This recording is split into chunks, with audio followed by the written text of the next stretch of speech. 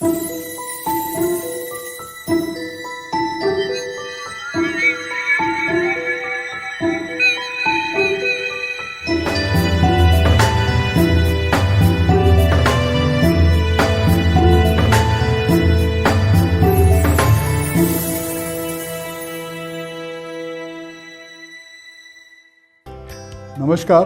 मेरा नाम डॉक्टर घनश्याम दास अग्रवाल है। मैं एक ट्रेंड एजुकेटेड सर्जन हूं और आप सब चारों तरफ देखें, आपको किसी न किसी हर घर में कोई ना कोई घुटनों के दर्द से पीड़ित ज़रूर मिलेगा। ऐसे ही मेरी धर्मपत्नी रेनू अग्रवाल घुटनों के दर्द से परेशान रहती थी।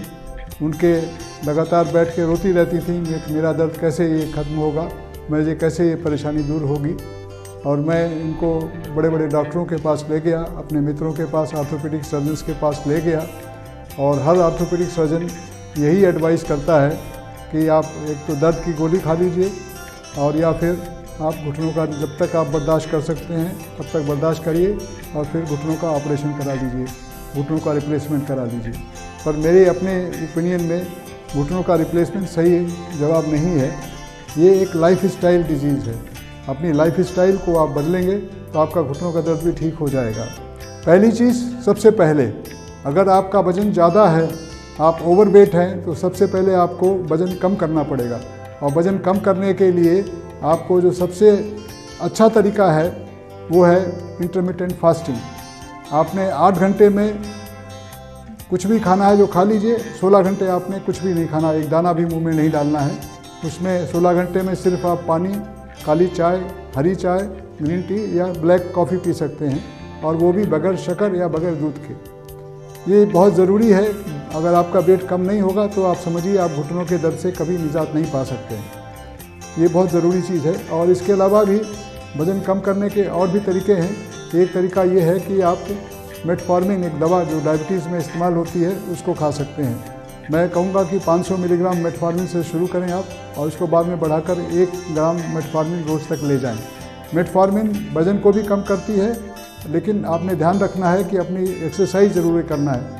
ये मांसपेशियों को भी कमज़ोर करती है, तो मांसपेशियाँ कमज़ोर ना हो जाए मेटफॉर्मिन से, तो इसलिए आपने एक्सरसाइज भी ज़रूरी रोज़ करते रहना है। दूसरी जो सबसे ज़रूरी चीज़ है वो है खाना बदलना।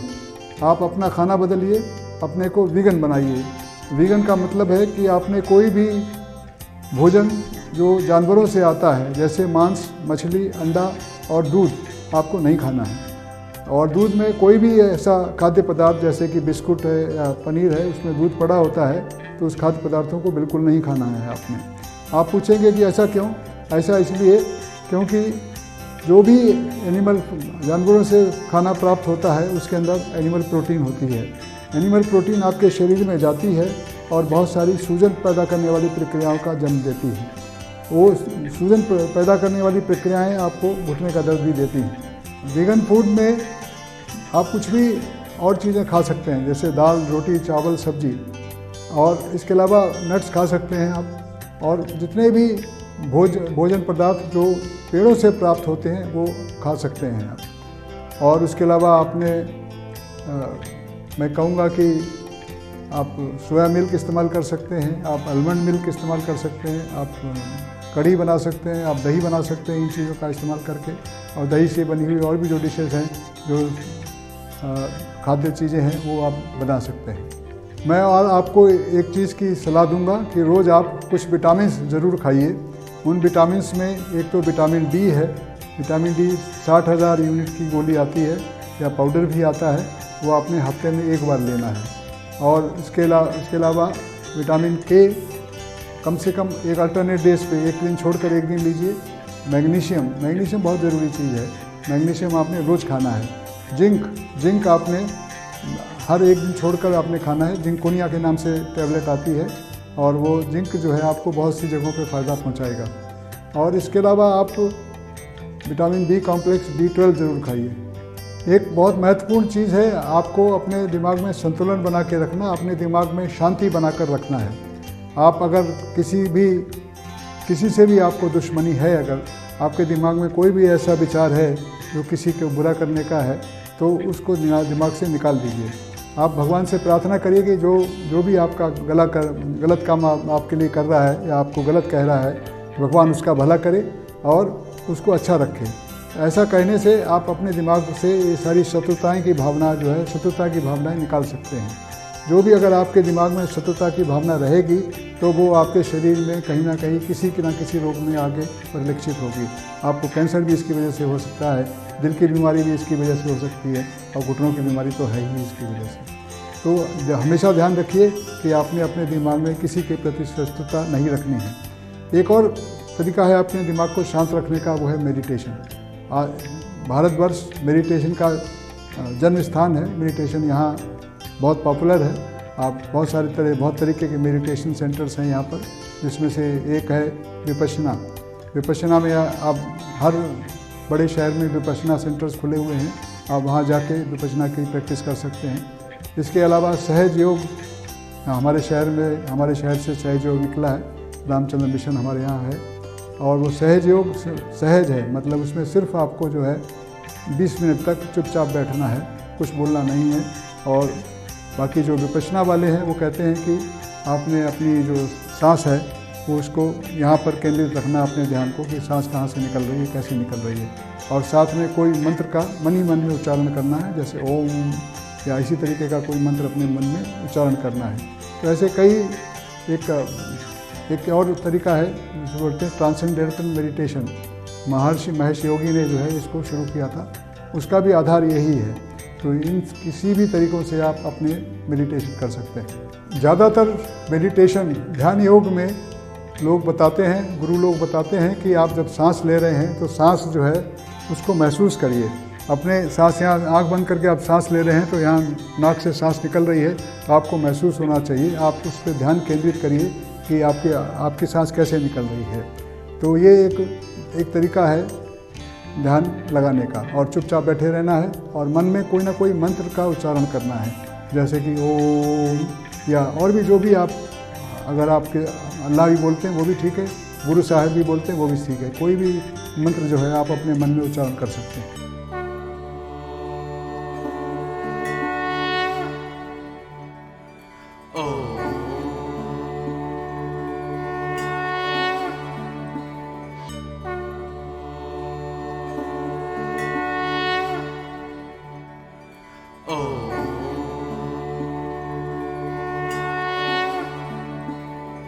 मैंने जो सब आपको बताया है उसका एक सबसे बड़ा उदाहरण मेरी धर्मपत्नी रेणु अग्रवाल है।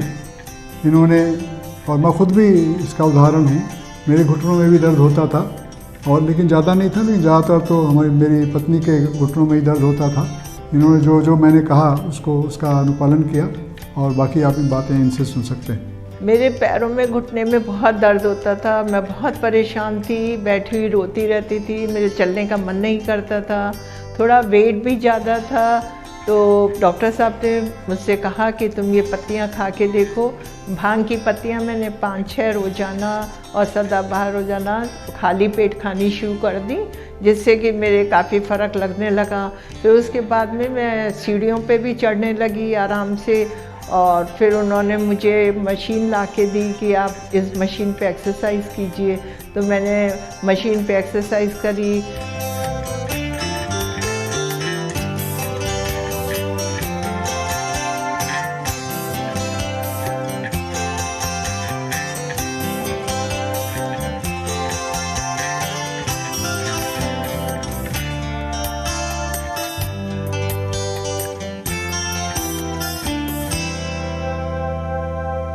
अपने मसल्स मेरे जब काफ़ी अच्छे हो गए तो मैं बहुत अच्छे से चलने लगी, सीढ़ियाँ चढ़ने लगी खूब आराम से।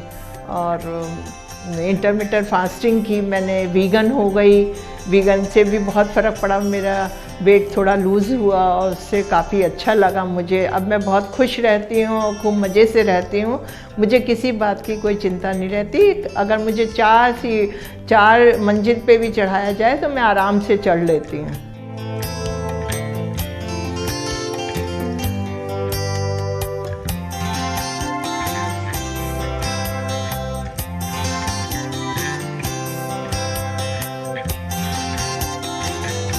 एक जो बहुत महत्वपूर्ण बात है वो आपने बोरान सप्लीमेंट लेना। बोरान 3 मिलीग्राम, अगर कम परेशानी है, ज़्यादा परेशानी है तो 6 मिलीग्राम बोरान आपने रोज़ लेना है।